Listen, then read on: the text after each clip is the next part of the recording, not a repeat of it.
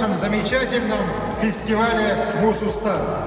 Мусустар по-якутски ледоход.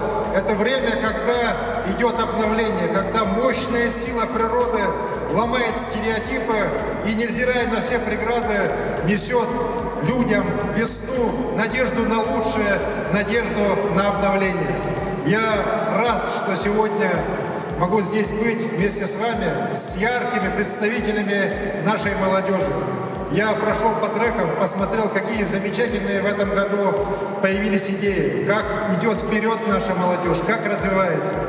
Я вижу, как сегодня меняется мир, меняется страна, и мы верим в нашу молодежь. Вы замечательные, вы талантливые, и я уверен, что вот при поддержке наших замечательных гостей, звезд спорта, культуры, науки, которые приехали к нам, вы станете еще лучше, пойдете еще вперед быстрее и покорите весь мир, и я уже сегодня про это сказал, и всю Вселенную. С праздником, с фестивалем, и разрешите, дорогие друзья, объявить фестиваль Мусустар открытым.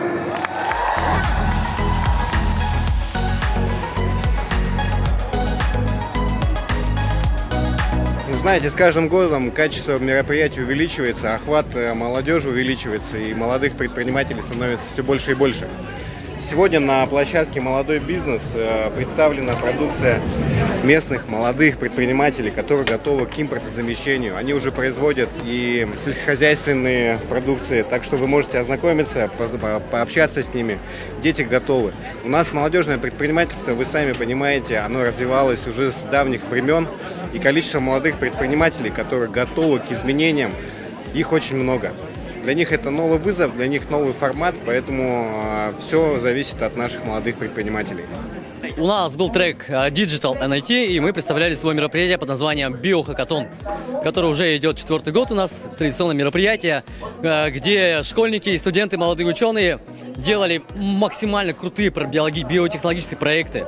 ПЦР картофеля, иммуноферментный анализ картофеля, пытались создать искусственное мясо, биодеградация нефтяных разливов. 16 замечательных проектов, которые будут в дальнейшем развиваться, из которых выйдет полезная для общества, для республики, для мира технологии.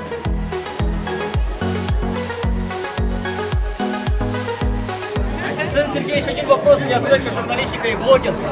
Что бы вы передали нашим потомкам, которые вот сейчас, через 100 лет будут нас смотреть? Всегда надо верить в завтрашний день и идти вперед. Спасибо большое.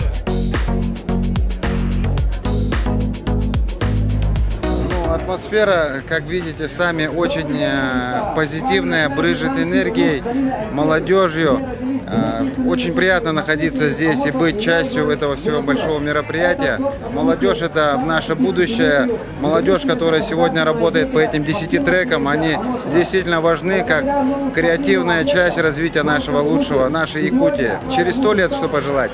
Через 100 лет я хочу пожелать нашим потомкам еще больше достижений, побольше улыбок, ну и пусть не забывают свои корни.